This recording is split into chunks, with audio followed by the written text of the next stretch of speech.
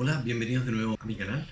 Gracias por su elección, por estar aquí conmigo. En este video voy a hablar de la historia del hombre. ¿Hubo evolución? ¿Hubo creación?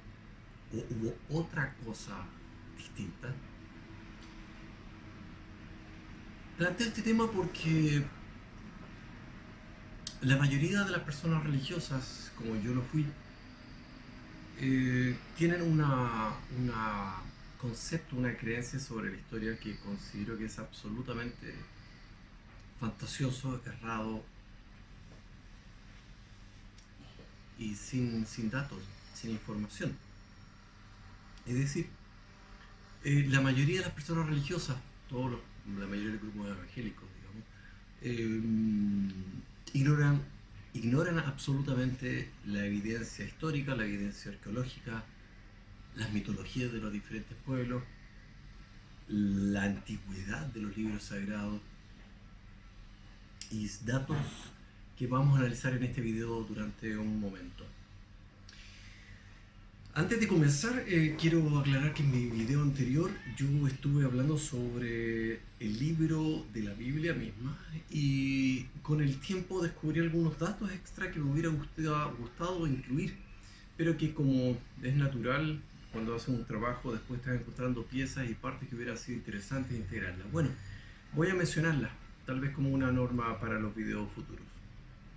Entre otras cosas, en mi video anterior sobre asegúrense de todas las cosas, así se llamaba el video, no hablé de Ireneo, un personaje importantísimo en lo que fue la confección o la edición de los escritos o el canon bíblico. Tampoco acerca de los diferentes concilios, donde se fue recortando y haciendo la Biblia un libro más pequeño, más estrecho. Tampoco sobre ciertos conceptos que fueron borrados, aparentemente toda la referencia a la... Y en esto, ojo, ya sé que es un tema delicado, pero había infinidad de referencias a la reencarnación, como cuando le preguntaban a Jesús si él era Esteban.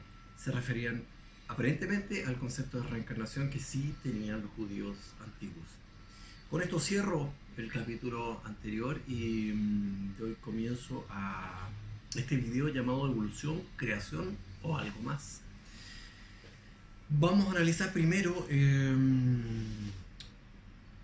la historia de la historia, la ciencia, una nueva fe. ¿Qué pasó con la teoría de la evolución? ¿Es el Génesis bíblico o responde la cuestión del origen en el Génesis bíblico? ¿Cuál es la edad del planeta? El registro geológico y fósil, ciclos de extinciones. La arqueología, asentamientos humanos y objetos muy antiguos, o parts, como se dice en inglés. Libros, leyendas, mitología antigua sobre el origen. Visitas periódicas de los dioses de las estrellas. Anomalías del ADN humano. Y la conclusión. Decía que es natural querer saber o comprender la cuestión del origen, porque claro, aparecemos en un concepto de tiempo transitorio, es decir, estamos metidos en un túnel, o por lo menos nos sentimos, tenemos esa percepción, por eso hablamos de historia. Así que saber dónde comenzó todo, dónde comenzamos nosotros, es evidentemente una pregunta válida. Este análisis puede estudiar la historia del cuerpo humano, pretende estudiar la historia del cuerpo humano, no la del espíritu humano, pues esta cuestión es materia de otros libros, pero entiendo que la respuesta de la historia del espíritu humano sí existe. En este video yo no pretendo responder la cuestión de dónde nos originamos los humanos, ni dónde ni cuándo comenzó el planeta Tierra. Lo que pretendo dejar en evidencia es que tanto la ciencia como la religión no dan ni de cerca una respuesta satisfactoria. Quedar con una pregunta abierta, quedar con esta cuestión sin responder, no debe ser un problema, es honesto y es realista. Es decir, quedar con esta pregunta solo puede conducirnos tarde o temprano a estar más cerca de la respuesta que tenemos los humanos. Ahora, no es malo poder decir francamente no sabemos o no conocemos nuestro origen, pero podemos decir he llegado a comprender y observar tal o cual cosa acerca de nuestro origen y deseo más información. O sea, voy juntando pedacitos y me voy acercando a la respuesta. Pero ojo, no esperes que alguien te entregue la comida masticada. Esto, de nuevo, te digo, no sería correcto ni honesto. Tienes que basarte en tu propia observación de la realidad. De otro modo, todo es teórico para ti. Ahora, les cuento que uno de los primeros cálculos sobre la edad del planeta lo hizo John Lightfoot en 1654.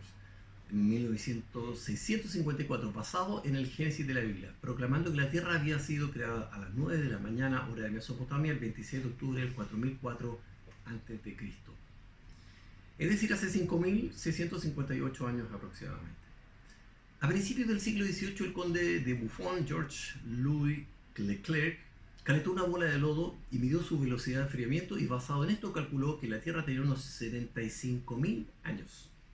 En el siglo XIX, el físico Lord William Thomson, primer varón Kelvin, utilizó diferentes ecuaciones para establecer que la Tierra tenía entre 20 y 40 millones de años. Pero a finales del siglo XIX, en 1896, con el descubrimiento de la radioactividad, todo esto quedó obsoleto, pues se podía calcular la desintegración de sustancias radioactivas. Los científicos han utilizado este conocimiento para calcular la edad de las rocas terrestres, así como la edad de muestras de meteoritos y rocas traídas desde la Luna.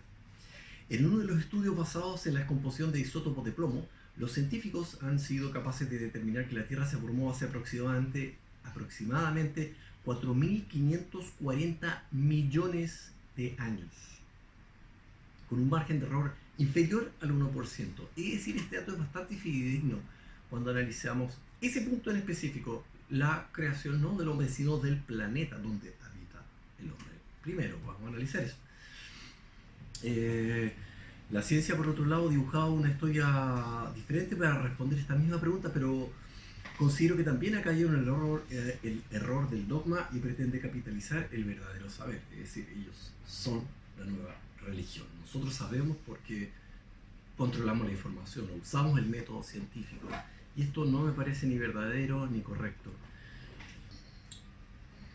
Este concepto o esta bandera de la ciencia o del saber científico o del método científico ha enterrado millones de pruebas y evidencias, casi tantas como las que ha desenterrado, pero las deja de lado porque las considera anomalías. Las considera anomalías un montón de hallazgos de diferentes tipos, históricos, arqueológicos, científicos, técnicos, en fin, muy antiguos, que se han descubierto, pero como no encajan con la creencia popular o la creencia vigente de moda, la desecha y dice, no, esto es una anomalía, no lo vamos a analizar, ni siquiera vamos a hablar de ello. Si alguien habla, no perdió todo respeto nuestro.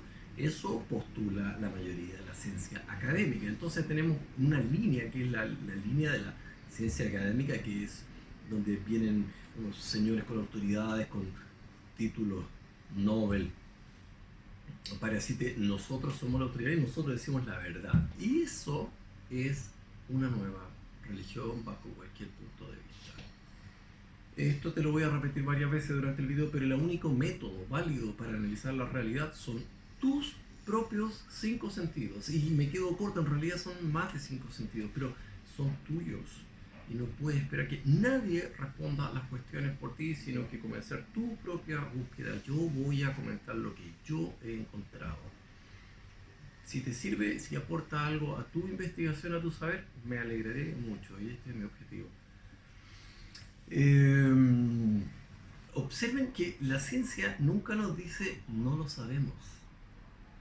Por ejemplo, la NASA, esa agencia sagrada, nunca dice no sabemos qué son esas anomalías que vemos en el espacio, o que vemos en la superficie de la Luna, o que vemos en la superficie de Marte. No lo sabemos. Siempre te dicen, no, era un pedazo de hielo. Pero es raro que no te digan no lo saben, porque en realidad lo normal sería que muchas de esas respuestas ellos dijeran no sabemos. Ahora, el hecho de que la ciencia jamás diga no lo saben me merece la más gigante de las sospechas, porque deberían poder decir más de la mitad de las veces no sabemos, en vez de inventar una respuesta rápida. Obvio que me siento estafado, porque siempre tiene una respuesta rápida y no me cuadra eso. No sé si me entiendes mi punto, espero que sí. Entonces, se trata de otra forma de dogma o de autoridad de dogma vestido de autoridad, quiero decir. Y es decir, no, nosotros sabemos, yo te voy a responder. Pregúntame a mí cualquier duda. Mentira. Mentira, eso no puede ser así. Lo normal sería que me dijera la ciencia. Muchas veces eso no lo conocemos y no lo hacen. Esta misma autoridad llamada ciencia, por ejemplo, curaba todas las enfermedades con sanguijuelas hace menos de 100 años. La misma ciencia académica, la misma ciencia, eh, digamos, central, que sigue el camino central de las universidades académicas, esa gente, esos médicos, por ejemplo, curaban enfermedades con sanguijuelas hace menos de 100 años. Las mismas autoridades están vivas, siguen ocupando los mismos puestos hoy. La misma gente que piensa de la misma manera. Esos científicos de antes todavía son los mismos científicos. Les recuerdo también que se le dio un premio Nobel a un psicópata que curaba los problemas mentales haciendo lobotomía prefrontal. No sé, esto se parece mucho al canibalismo o arreglar los problemas con un bisturí, metiendo un picayelos en el cerebro para moler ciertas partes. Es macabro. Bueno, eso hacía la ciencia y otras cosas más macabras todavía. Bueno, existe toda una arqueología prohibida. Por ejemplo, les invito a investigar un libro del señor Cremo que se llama Arqueología Prohibida. Es decir, quiero abrirlos a una cosa que es bastante sorprendente para la mayoría de los que tienen una mente con hambre, con apetito, con curiosidad. Y el hecho de que, ya lo dije, la ciencia no parece que sea tan ciencia o tan científica. Cuando se han descubierto asuntos realmente que no cuadran con la historia convencional, son desechados como anomalías. Y en esto, por eso se escribió un libro tan grande, este señor Cremo, que se llama Arqueología Prohibida. Se ha condenado a decenas de arqueólogos por encontrar y hacer estudios, análisis que no cuadran con los hechos o la realidad aceptada académicamente. Y esto me parece atroz. Es decir, hoy, en pleno siglo XXI, enfrentamos nuevos Copérnico o nuevos mártires de la ciencia, nuevos Giordano Bruno, digamos, que fueron condenados a la hoguera. Ahora está ocurriendo exactamente lo mismo. No se sorprendan, hagan su propio análisis. Esto sí está ocurriendo. Considero la evolución de la especie de Darwin más que obsoleta frente a una montaña de evidencias que la niega. Ahora, ¿qué le pasó a la evolución? Bueno, la evolución basaba su teoría en el desarrollo de especies graduales o paulatinas, pero resulta que tras excavar más de 100 años y buscar fósiles y rastros de seres vivos, no se han encontrado los pasos graduales de la evolución, es decir, no hay un simio, un medio simio, un poquito más humano, casi humano y un humano. Es esto que lo que se esperaba que ocurriera con todos los animales, no se ha encontrado jamás. Se han encontrado medio simios, se han encontrado medio humanos, sí parece que han habido algo así como homínidos, pero no corresponden a ninguna cadena evolutiva. Tampoco a una supervivencia del más apto, que sería algo que en realidad sí ocurre naturalmente, es decir, sobreviven los más fuertes, los más condicionados al medio ambiente. Eso no es evolución, eso ocurre naturalmente y lo puedes hacer tú en una pecera en tu casa y seleccionar peces. Entonces la evolución hoy día no es aceptada como una ciencia válida.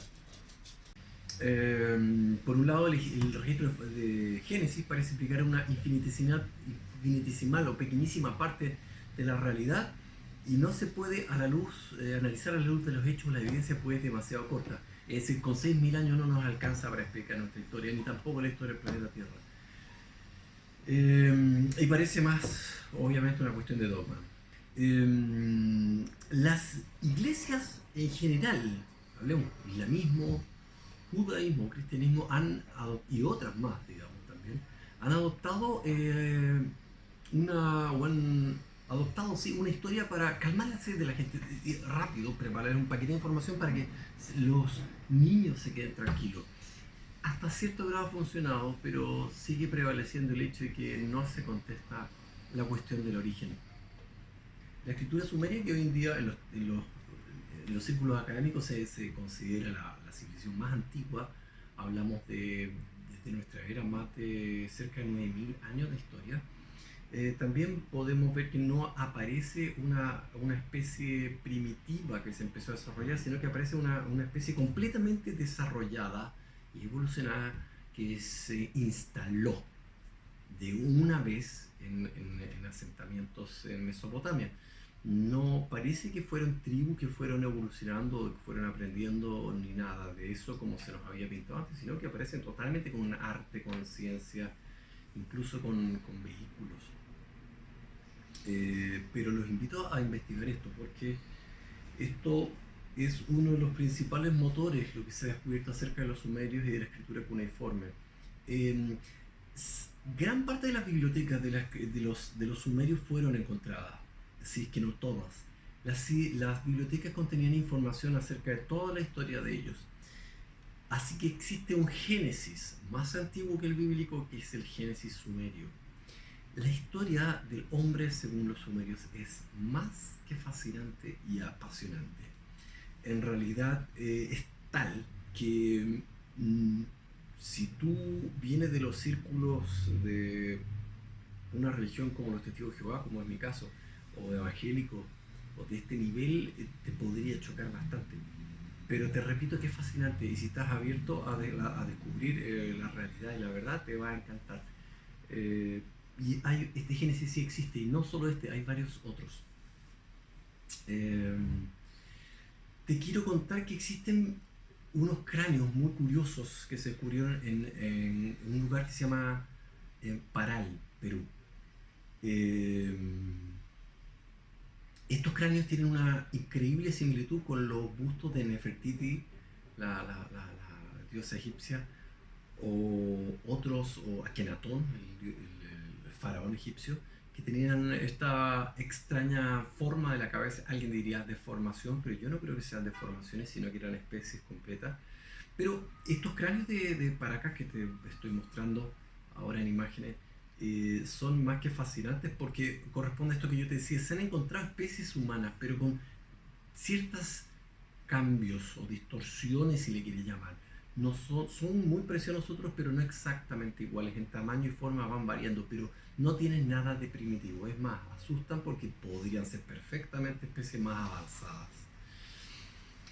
Existen también objetos que se llaman OO parts, out of place objects, que son objetos fuera de lugar. Es decir, no corresponde con nada porque son demasiado desarrollados para la época.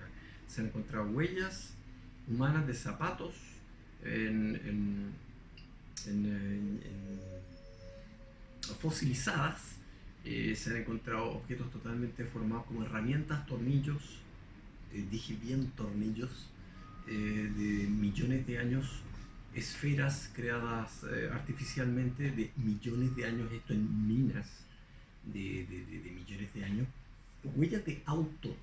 Tú dirías que cuando tú ves surcos paralelos de 4 ruedas en la arena, por ejemplo, tú reconocerías fácilmente que es un auto, algún tipo de automóvil. Bueno, estos surcos que tú reconocerías hoy perfectamente están plasmados en, en tierra fosilizada, en suelo fosilizado de millones de años. Esos son OO parts, como se dice en inglés, no cuadra con nada de lo que nos han enseñado, pero sí existe. Ahora la ciencia y los académicos toman esta información y la esconden rápidamente. En los museos hay miles de estos objetos. Nos desordena la investigación o se la desordena a ellos más, pero si tú estás abierto a que puede que no haya habido evolución, como yo lo creo y muchas personas lo creen, y puede que hayan habido muchas civilizaciones que aparecieron en la Tierra de súbito desde algún otro lugar, porque aparentemente así es, no te va a perturbar que se encuentre estos objetos.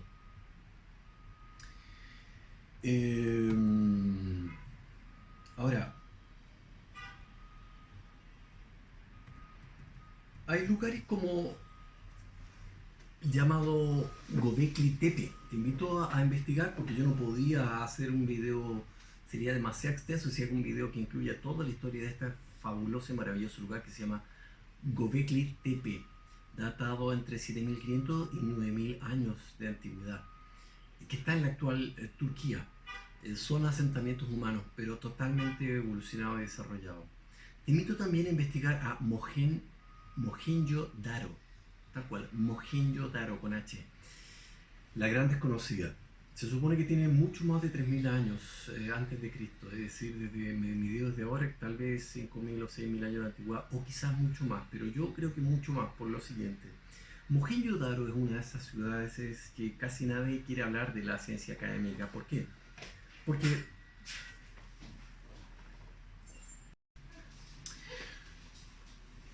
como decía, Mohenjo-Daro se menciona en una antigua obra épica, el Mahabharata. El Mahabharata yo le tengo el más alto de los respetos porque considero que es un libro sagrado antiguo, realmente muy, muy antiguo y cuenta cosas maravillosas. Pero además cuenta una historia de Mohenjo-Daro. La historia que cuenta es como si tú escucharas a cualquier científico atómico hablar de un bombardeo nuclear. Hablemos de una explosión que iluminaba más de 10.000 soles. Hablemos de que los cadáveres se evaporaban o los cuerpos se evaporaban. Hablamos de que cuando las personas que quedaban vivas se les caía las uñas y el pelo, eso es contaminación por radioactividad. Y, en fin, hoy día esas ruinas de Mohenjo-Daro tienen lo que se llama una firma atómica. Es decir, cuando las bombas atómicas explotan, como en el desierto de Nevada, las primeras bombas, la arena donde explotaban quedaba totalmente vitrificada. Esa huella, esa vitrificación, o ese convertirse en cristal del silicio de la arena, es única y no la deja ningún otro artefacto más que una explosión atómica o nuclear. El problema es que estas explosiones parece que ocurrieron ya hace muchos, muchos, muchos miles de años. Algunas obras épicas como el Mahabharata cuentan cosas que realmente tú dirías, sí, están describiendo una explosión, pero no solo eso. Lo que pasa es que esos lugares todavía están y tienen esa huella de esa cristalización en el suelo, en la muralla, en las vasijas, están cristalizadas, es decir, fundidas a una temperatura de miles de miles de miles de grados. Hablamos de más de 1500 grados de temperatura. Entonces,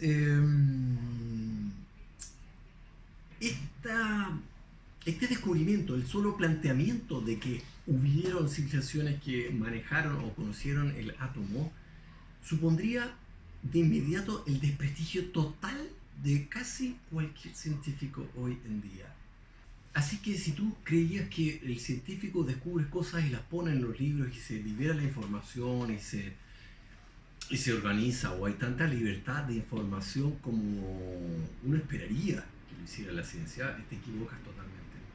Un científico que pudiera hablar de esta firma atómica que está en muchas partes repetida, se enfrentaría a un tremendo desprestigio. La mayoría de los científicos no quieren correr este riesgo. Ahora, afortunadamente, hay científicos muy independientes que no les interesa la línea académica, sino les interesan los hechos y la realidad más directa, por muy cruda que sea.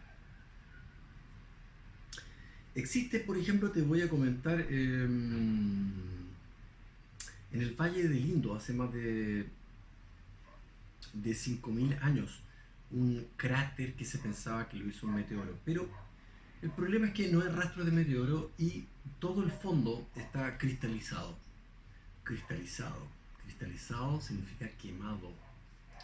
Quemado a una temperatura que solo puede lograr una bomba atómica.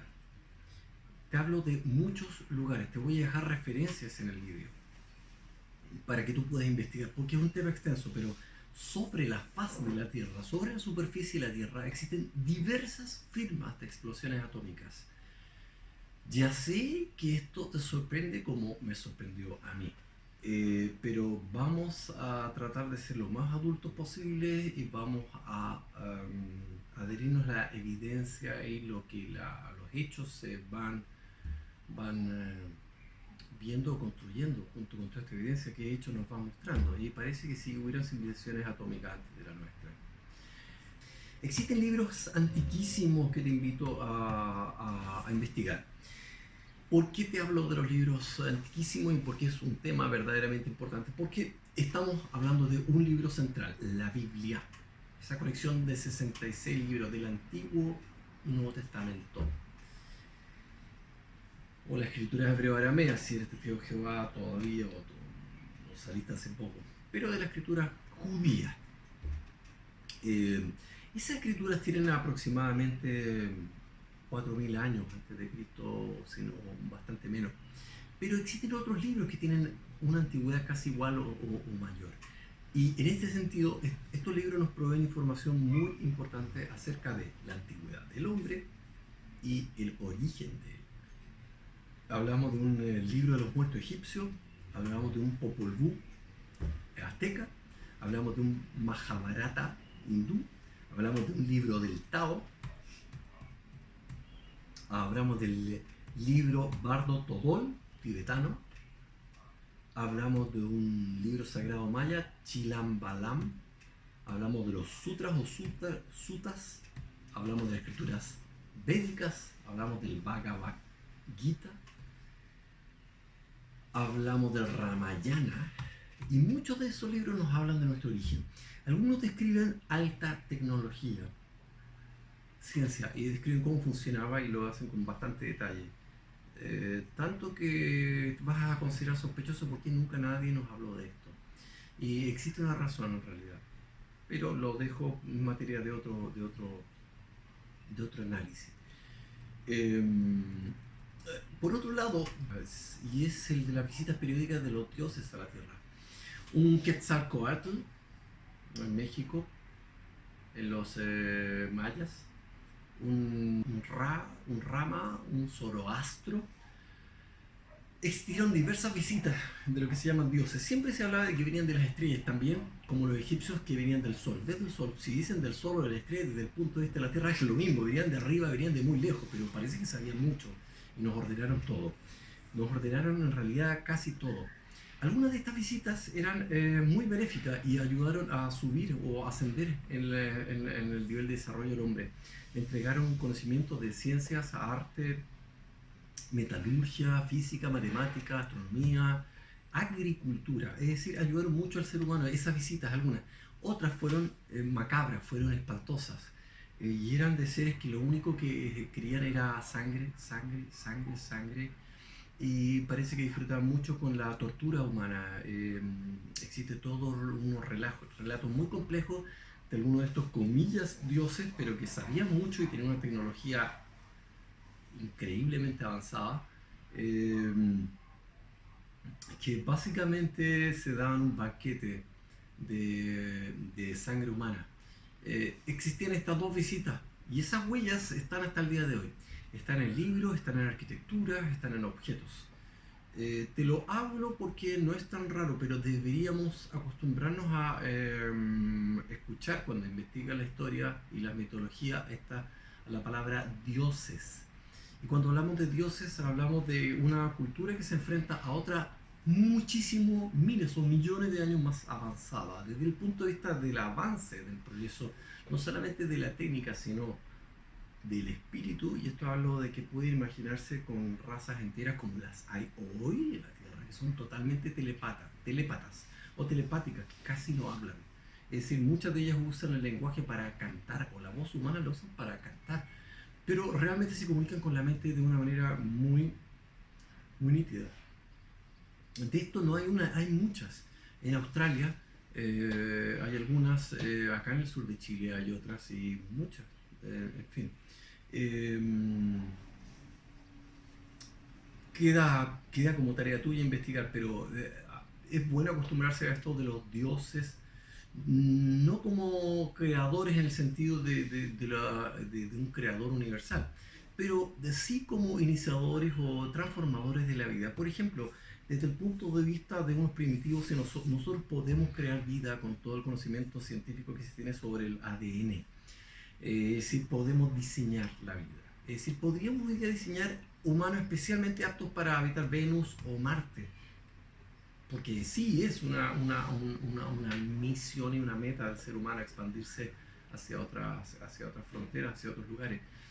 Nosotros sí tenemos la tecnología como humanos para hacerlo, pero no nos debe sorprender que otros ya la hayan tenido hace muchos miles de años y quizás ya no están acá, o quizás dejaron ese residuo que somos nosotros. No te lo puedo decir con certeza, pero no debe sorprendernos que a la luz de los nuevos entendimientos o comprensión de la ciencia se pueda diseñar la vida a medida.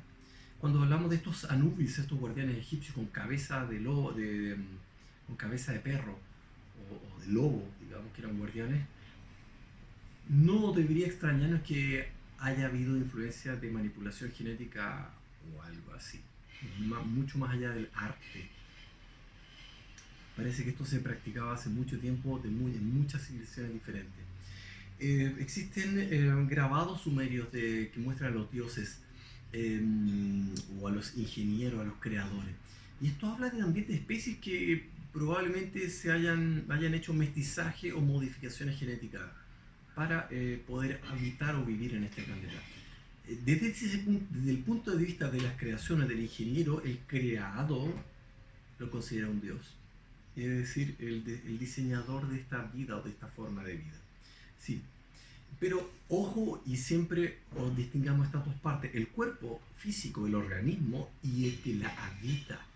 El que la habita puede tener condiciones inmensamente distintas, es decir, un nivel de conciencia que recuerda toda su historia, todas sus vidas, o un nivel de cautivo.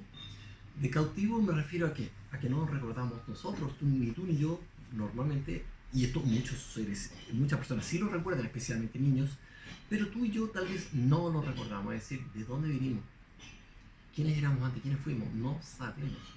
Es decir, esa información es factible de adquirir, sí se puede recordar. Yo he descubierto muchos métodos con los que sí se puede. Uno de esos, por decirte uno muy simple, la respiración holotrópica. Mucha gente ha logrado recordar vidas anteriores a través de la respiración holotrópica. Y espero que esta información que yo te estoy dando no te perturbe si tú fuiste religioso y estuviste tantos años creyendo en la información evangélica o bíblica o de los testigos de Jehová o algo así. Pero son mis propios descubrimientos. Espero que tú estés a la altura para poder recogerlo y hacer tu propio trabajo de investigación. En todo caso, puede ayudarnos a descubrir cosas maravillosas y exquisitas acerca de nuestra naturaleza.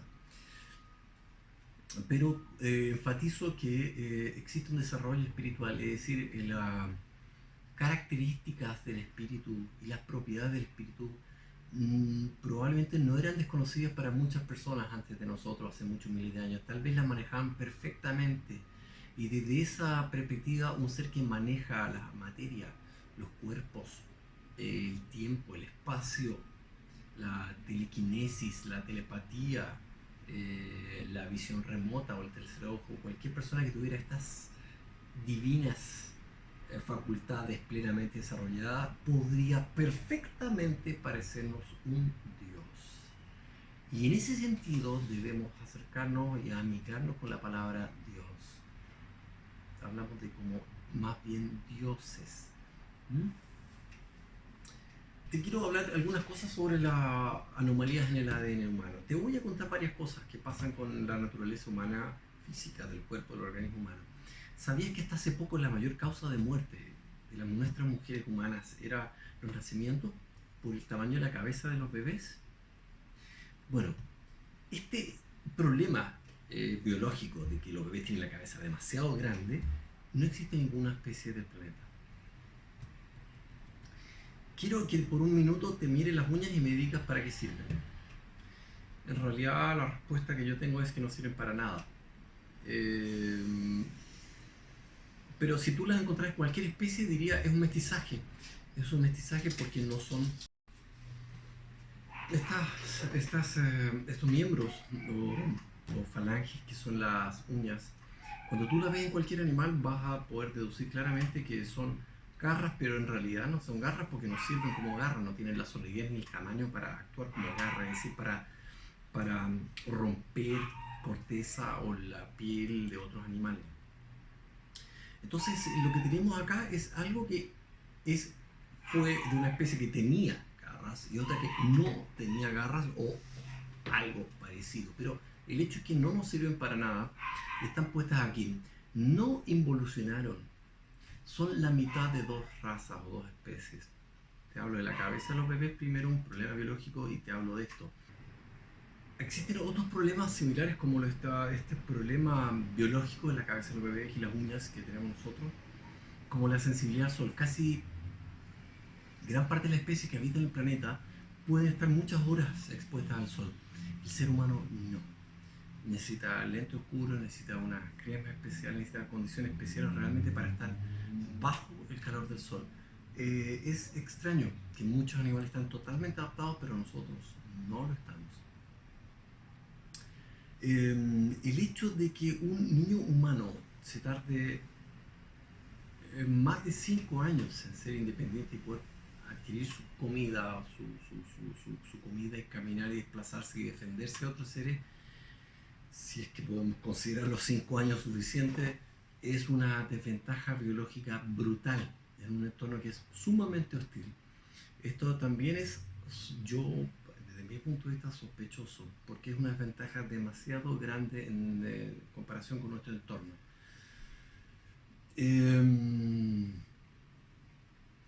Nuestros dientes, si tú pones una tribu en la jungla y no le lavas los dientes jamás, ni le enseñas lo que un cepillo de dientes, ni nada para lavarse los dientes, lo más probable es que estas personas a los poquitos años no van a tener dientes.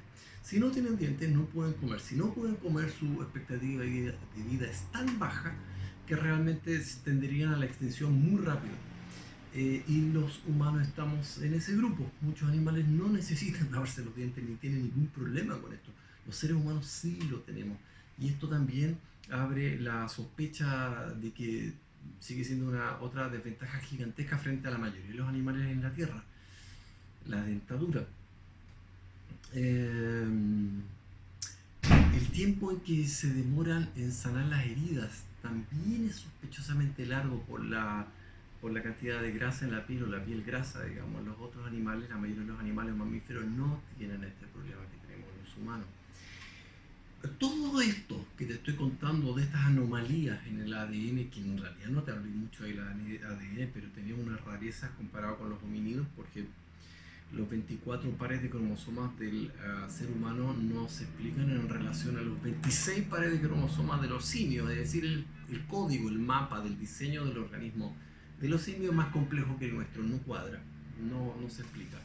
También en los hechos como los llamados del ADN basura, también es muy sospechoso, es decir, nadie sabe para qué sirve ni qué hace. Toda esta información que te cuento de estos problemas de inadaptabilidad de nuestra a la Tierra hablan de un mestizaje, es decir, gente o animales de acá o seres de acá con seres de otro lado. Es sospechoso, definitivamente, y lo más probable es que sí podamos hablar de mestizaje cuando hablamos del ser humano como tú o como yo. Conclusión. Aparentemente estamos en una burbuja, en un túnel de un tiempo totalmente artificial o creado. Si tú me dices, bueno, ¿quién lo creó? No es materia de otros libros, pero aparentemente esa información sí existe también. Pero los físicos están acostumbrados a ver la realidad de esta manera. Estamos en una burbuja temporal. El ser humano aparentemente sí es un mestizaje, o el cuerpo humano, no el espíritu humano. El espíritu humano es otra cosa, que no se sujeta a la materia, sino que puede manejar la materia. No debemos abrirnos a la posibilidad de que sabemos muy poco de nuestro origen físico y o espiritual. No sabemos. Pero debemos abrirnos también a la posibilidad de que esas respuestas sí existen y las han tenido muchas personas. Y es digno de mérito el hecho que tú inicies tu propia búsqueda, y cualquiera. Y si te puedo ayudar en eso, me alegro mucho. Se puede establecer que humanos de diferentes características habitaron sobre la Tierra en distintas partes del globo. Como te digo, hay indicios de que habitaron incluso hace millones de años, totalmente formados. Todos parecían totalmente desarrollados y no hombres monos o homínidos o animales primitivos o humanos primitivos. Y algunos de ellos poseían conocimientos avanzados de artes y ciencia y dejaron huellas en su arquitectura y en objetos.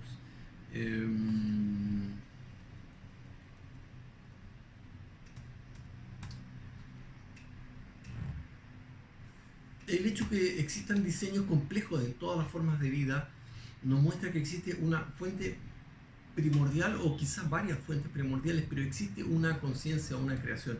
Si a esto tú le quieres llamar Dios, está perfecto. Porque si nuestra mente necesita de esos elementos para poder pintar la realidad, digamos, o la racionalidad. Nuestro mundo parece estar atiborrado de anomalías espaciotemporales que nos obligan a expandir la pregunta del origen de la Tierra y de nuestro origen como seres humanos. Por ejemplo, ¿por qué no recordamos nada? ¿Por qué no conocemos nuestro origen? ¿Por qué nos estamos haciendo esta pregunta? ¿Existen o tenemos otros instrumentos de medición para acercarnos a la respuesta al origen? Aparte de nuestros propios 5 sentidos, ¿existen otros instrumentos? Hablo de otros sentidos. Quizás de otra ciencia también. Pero existen elementos que podemos usar para poder hacer una investigación más milimétrica, porque cuando hablamos de millones de años, realmente las huellas se borran.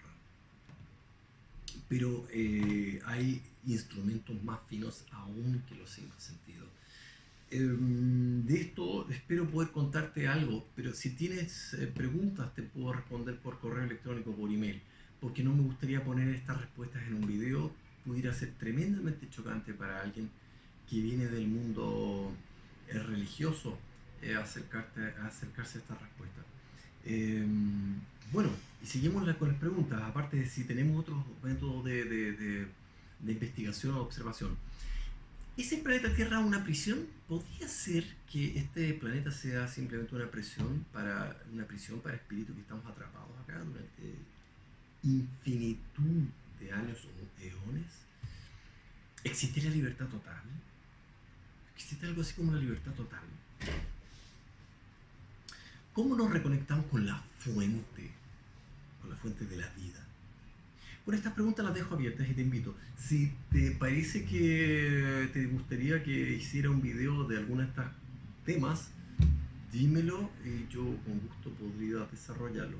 En todo caso, mi próximo video me pienso acercar más a la cuestión original de la secta, de la ciencia del cautiverio, es decir, cómo entrampar a la gente y someterla.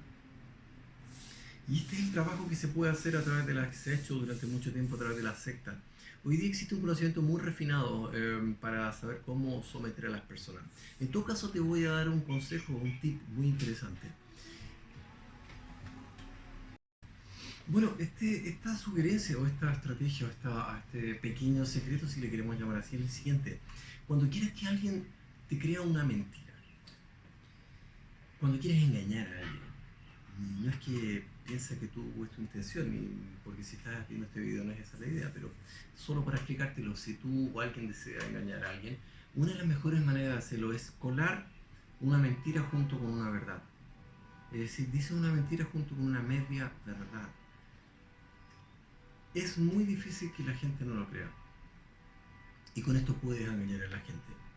Yo creo que si tienes suficiente perspicacia, suficiente agilidad mental, o eres un espíritu inquieto, vas a entender por qué planteo esta cuestión. En realidad es muy simple. Nosotros mismos hemos sido engañados de esa manera. Y es una de las principales metodologías que usan las sectas. Así que muchas gracias por tu atención y espero que me des tu feedback, tu opinión de este video. Gracias por estar aquí conmigo y hasta un nuevo video. Chao.